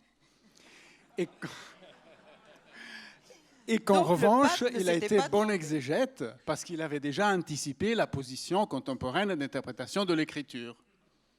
Voilà une réhabilitation qui explique votre point d'interrogation. Exactement. Merci. Faouzia Charfi, l'offensive aujourd'hui, et là on a un peu moins envie de sourire car le péril semble peser plus lourdement.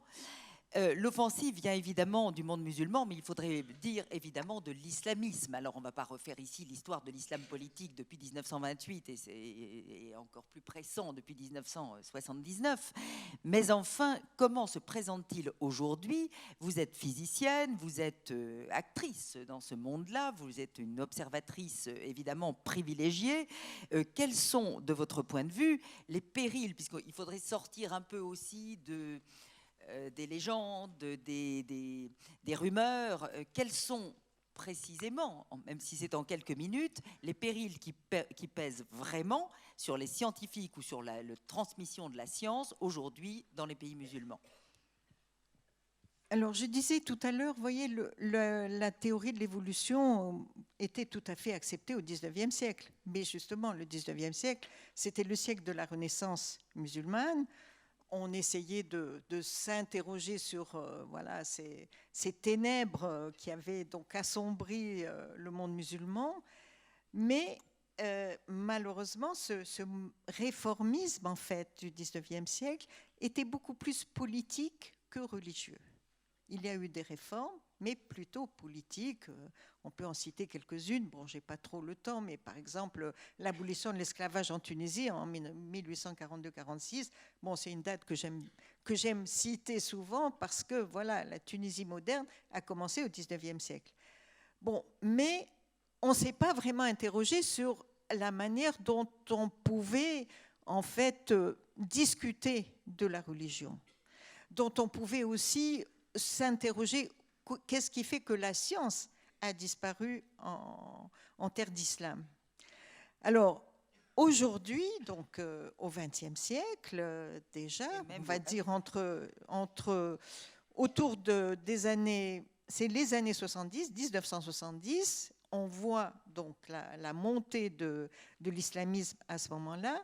Et qu'est-ce que l'on découvre? On découvre en fait une bataille contre Darwin qui était absolument inexistante dans le monde musulman. Donc ça commence déjà avec les islamistes tunisiens, ce sont des écrits.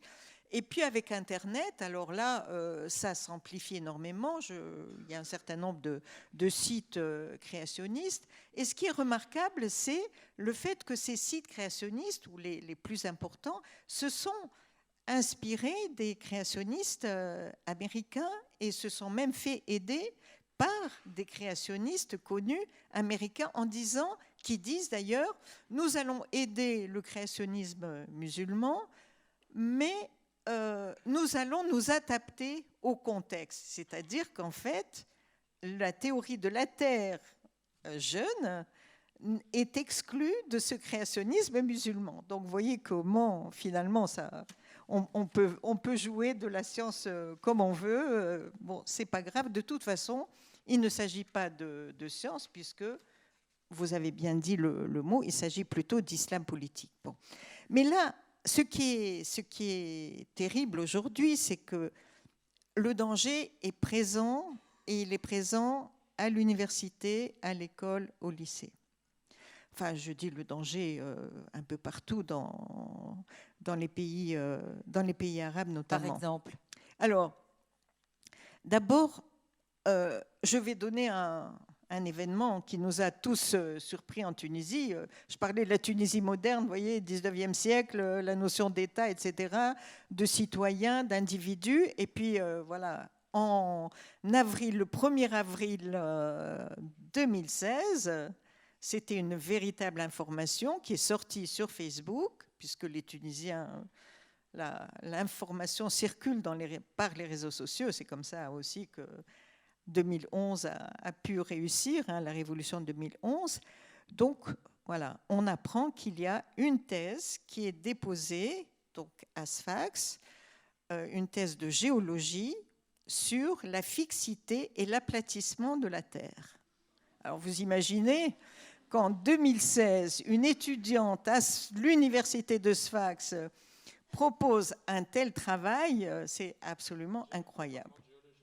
En département de géologie. Sciences, elle a trouvé un directeur de thèse. Alors, ce qui est intéressant, c'est qu'elle a trouvé un directeur de thèse. Alors, vous imaginez que le 1er avril, oui, bon, c'était une date, mais elle n'était pas choisie volontairement par celui qui a lancé cette nouvelle. Bon, c'est un collègue mathématicien.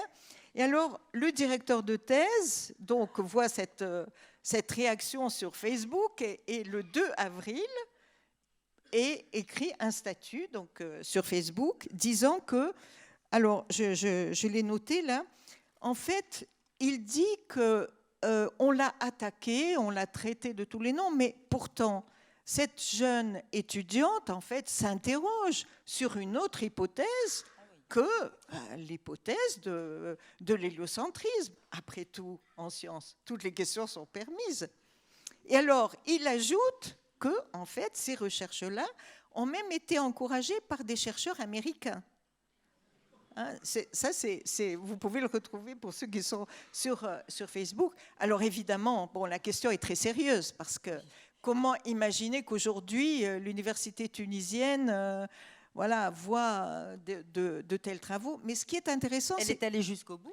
Alors, là, ce qui est intéressant, c'est de voir que la réaction a été unanime sur les réseaux sociaux et, bien sûr, la commission des thèses d'elle-même, je pense, mais quand même, il y a quand même eu un directeur de thèse qui a suivi ces travaux pendant 3 ans.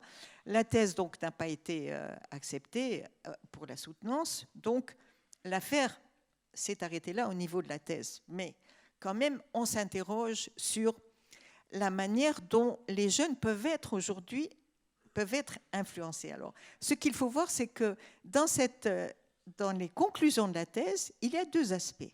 Le premier, c'est le fait que l'étudiante se base sur des considérations religieuses. C'est sur cette base-là qu'elle va affirmer donc la platitude et la fixité de la thèse, de la Terre. Là, je fais une petite parenthèse. Les considérations religieuses, bon, tout le monde connaît aujourd'hui aussi l'islam wahhabite, et en fait, la thèse de la Terre plate a été soutenue en Arabie saoudite par le grand mufti Ibn al-Bez, voilà, grand scientifique, en 1974, mais ils ont retiré, ces dernières années, j'ai vu que les documents avaient été retirés, et ce qui est remarquable, c'est que ce grand mufti Ibn al-Bez s'était attaqué au président Bourguiba à l'époque, qui avait fait un discours pour dire que voilà, la science était importante et que l'islam n'était en rien en contradiction avec... il fallait lire l'islam, il fallait lire le texte coranique, voilà, avec une certaine distance et contextualiser aussi le texte. Donc, vous voyez, l'influence, donc le religieux, c'est la référence donc à ces écrits wahhabites. Alors, la deuxième référence de cette jeune étudiante, c'est une thèse, puisque je parlais tout à l'heure du directeur de thèse qui parlait des références américaines.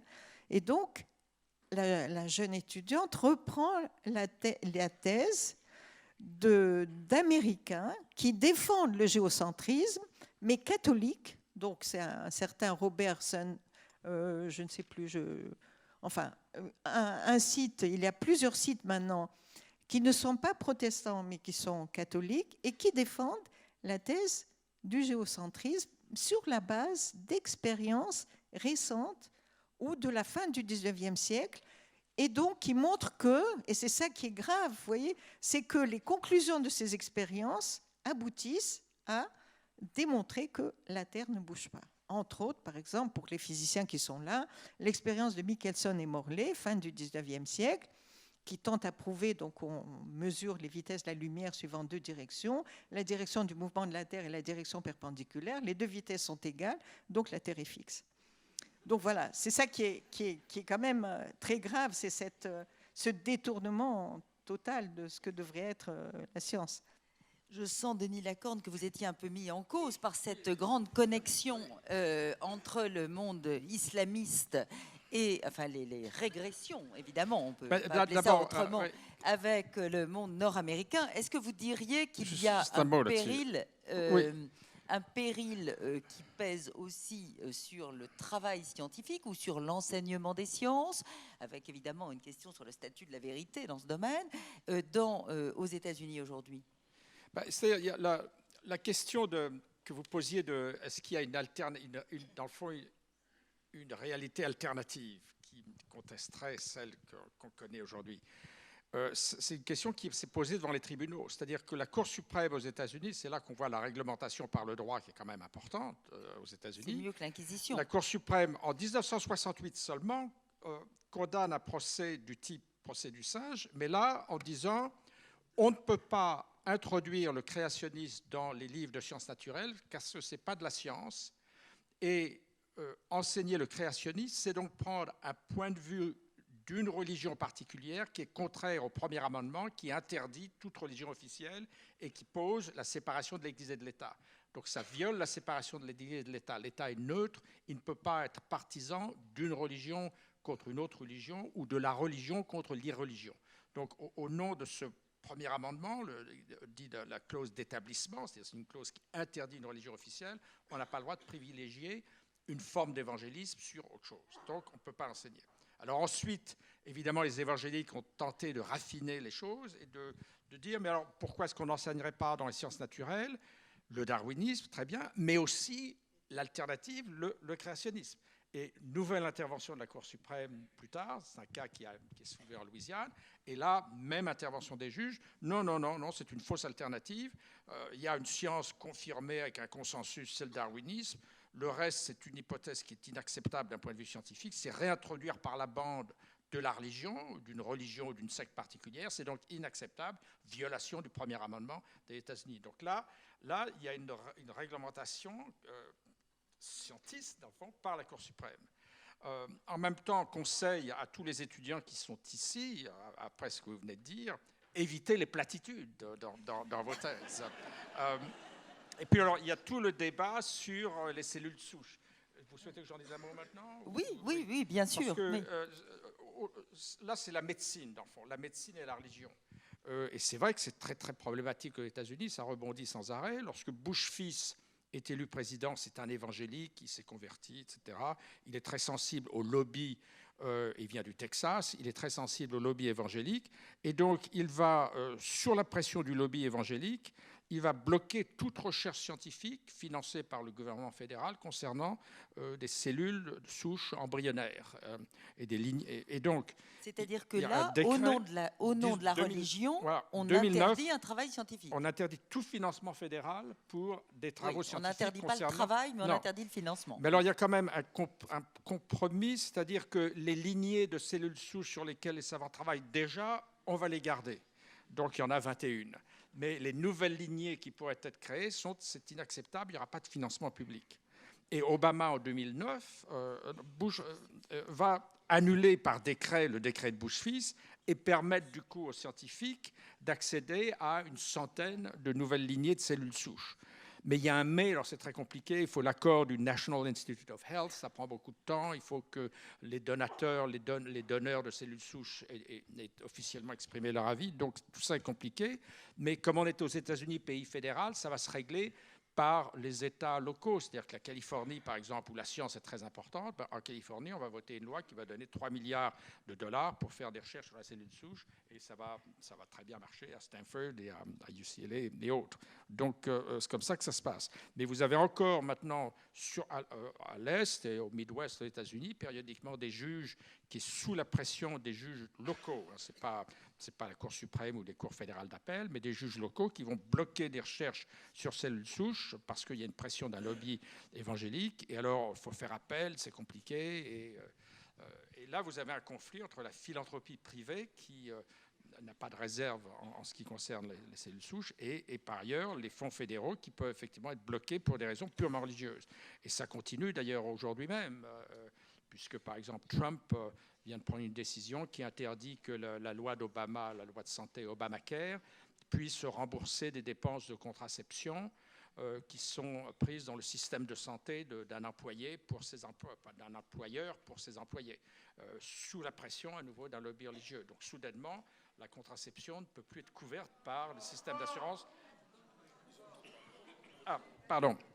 Soudainement, l'accès à la contraception qui était garanti dans les systèmes d'assurance pris par des employeurs privés, ne sont plus couverts, même si ces employeurs ne sont pas des institutions religieuses ou des écoles religieuses. Donc tout employeur peut dire, au nom de mes convictions religieuses, mes employés n'auront plus le droit d'avoir accès à tel ou tel aspect de la médecine parce que c'est contraire à mes convictions.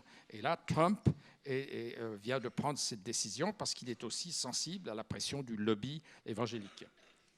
Alors, face à ces régressions que vous nous racontiez, et ce qui est très frappant d'ailleurs dans ce que vous nous dites, je trouve, c'est évidemment l'idée qu'on est bien loin d'une histoire linéaire et qu'on a des avancées, des régressions, des poussées, des rapports de force. Alors, Guillaume Cuchet, est-ce que vous diriez que finalement, au bout de cette réflexion collective, est-ce que c'est momentanément la victoire du pape?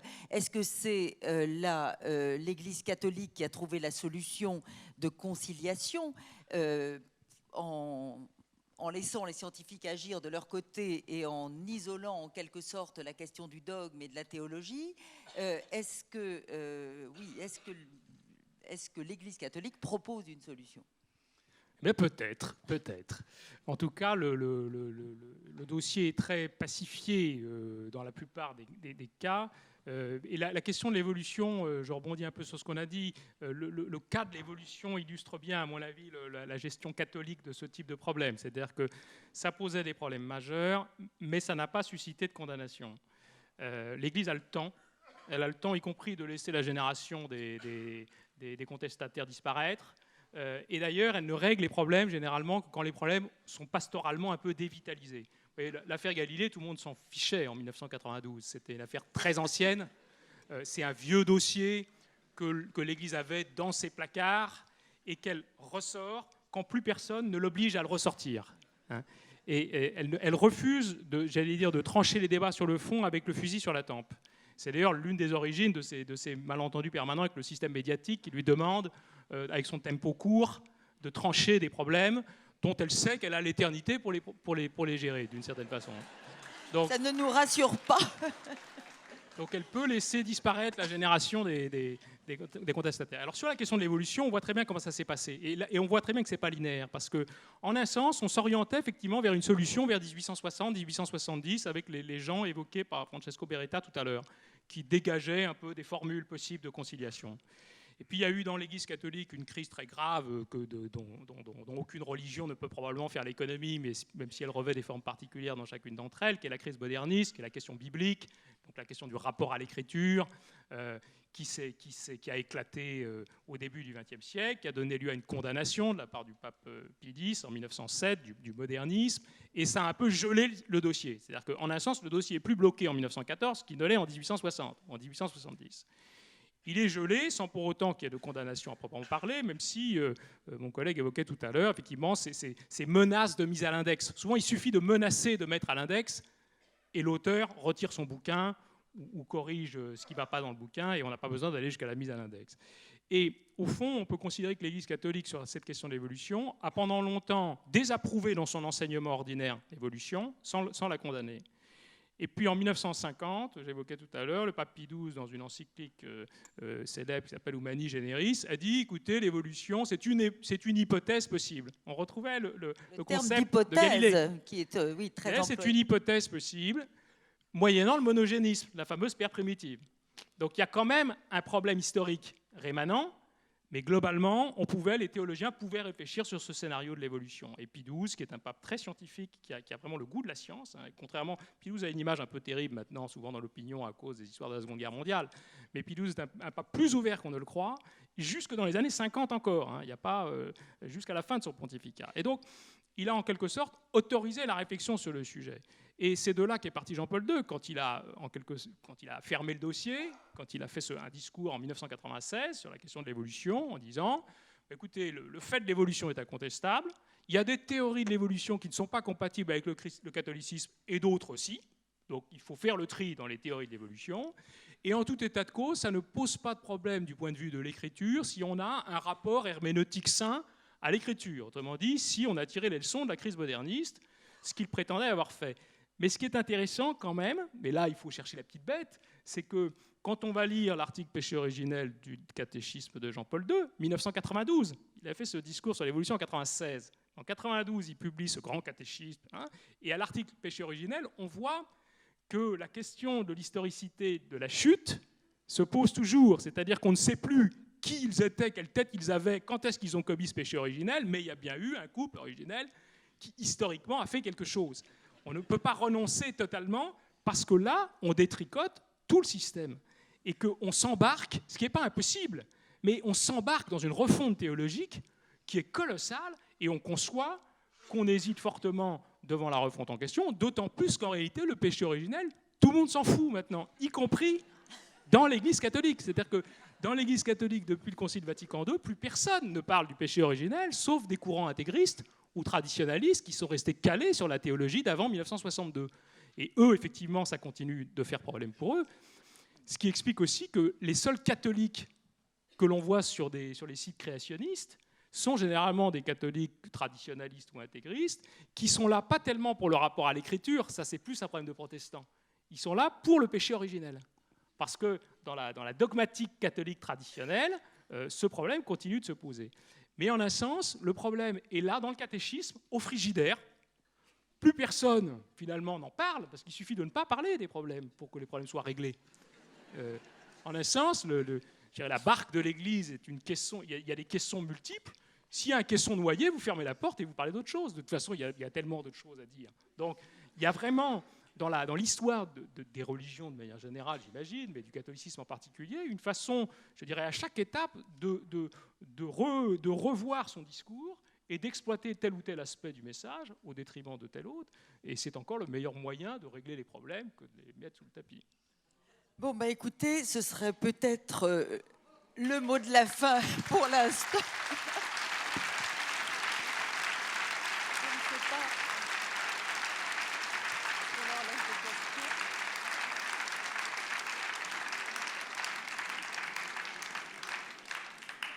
Il y a peut-être 3 minutes pour des questions. Si... Alors, on en prend 2 ou 3 d'un seul coup. Alors, un monsieur, je crois. Est-ce qu'il y a un micro? Je ne sais pas. Est-ce qu'il y a un micro qui se balade? Oui, monsieur. Je sais pas. Posez votre question. Allô, allô? Non, mais on l'entendra pas. Mesdames, messieurs, bonjour. Ah, pardon. Ah, pardon, excusez-moi. Il y a un monsieur qui a un micro, donc il a la parole plus forte. Merci. Vous avez évoqué le positionnement de 2 des religions monothéistes par rapport à la science. Qu'en est-il de la 3e? Ah, écoutez, alors là, je pense que vraiment, ça nous entraînerait trop loin. Croyez bien qu'on fera peut-être un autre débat l'année prochaine. Je voulais quand même que monsieur, vous posiez une question sur Teilhard de Chardin.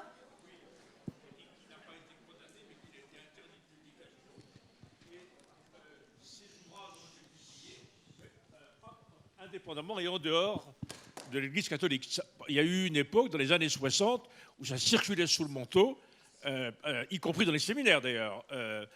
Parce qu'il y a eu un temps Teilhard de Chardin, aujourd'hui on en parle moins, c'est quand même un des efforts les plus aboutis, en tout cas les plus considérables, pour tenter de concilier la doctrine catholique avec les avancées de la science.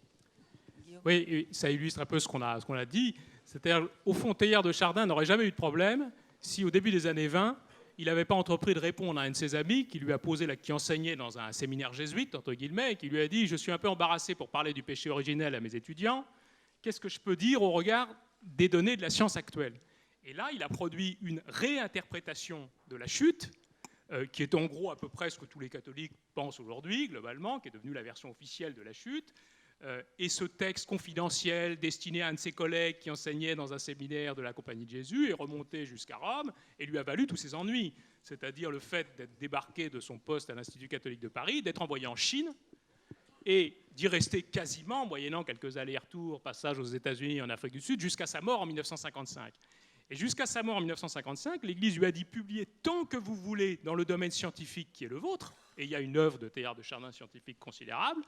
Mais en revanche, les écrits religieux de Teilhard de Chardin circulaient de fait sous le manteau très largement dans l'Église catholique. Moi, j'ai même vu parmi les sources d'une lettre pastorale célèbre du cardinal Soire, archevêque de Paris en 1947, Essor ou déclin de l'Église, en allant voir le dossier d'Essor ou déclin de l'Église, qu'une des sources principales du cardinal Soire, archevêque de Paris en 1947, alors que Teilhard était encore barré, c'était Teilhard de Chardin, la pensée religieuse de Teilhard de Chardin. Donc ça circulait énormément, et il a fallu attendre sa mort pour que le Seuil publie d'un coup d'un seul le phénomène humain et tout le reste, qui a été effectivement un phénomène de mode aussi, hein, de mode culturel dans les années 60. Une dernière question. Ici, Je vois là, pas bien. sur votre droite. D'accord. Ah oui. D'accord. Oui, merci. Monsieur. Donc, de l'ensemble de vos propos, ce que je retiens, c'est que la tension entre la religion et la science est une affaire très ancienne et existe toujours. Et que, me semble-t-il, derrière, c'est une affaire de pouvoir, comme il a été évoqué aussi bien sur Galilée ou que les évangélistes juste à la fin du propos. Donc que derrière, vous avez évacué la question de science et politique. En fait, me semble-t-il, la religion me paraît un véhicule pour certaines opinions politiques, pour lutter contre la science. Et l'observation sur la Terre est plate, la thèse de Sfax, ça me fait penser que le relativisme qui est un axiome de la science, sert aussi contre la science. Oui, ce n'était pas vraiment une question, mais je crois qu'en effet, nous avons beaucoup parlé. Faouzia Charfi. Je voulais rebondir sur la relation avec le politique, parce qu'il y a un élément qui est important dans l'histoire de la Terre plate, c'est que le directeur de thèse fait partie d'un parti politique qui est contre, bien sûr, le projet moderniste de la Tunisie. Vous avez toute l'explication. Voilà. Donc, ce n'est pas du tout un professeur de sciences, bon, mais il a agi de manière politique en orientant son étudiante dans dans cette impasse totale, quoi. Et juste un point aussi, juste parce que vous avez parlé de biologie, un des domaines les plus actifs en Tunisie des chercheurs, alors là je parle vraiment de sciences et de recherche, eh bien c'est la biologie où il n'y a aucune contrainte. Donc ça, c'est important. On est en pleine contradiction, donc retenons aussi les côtés positifs. Merci Fawzia, merci à tous.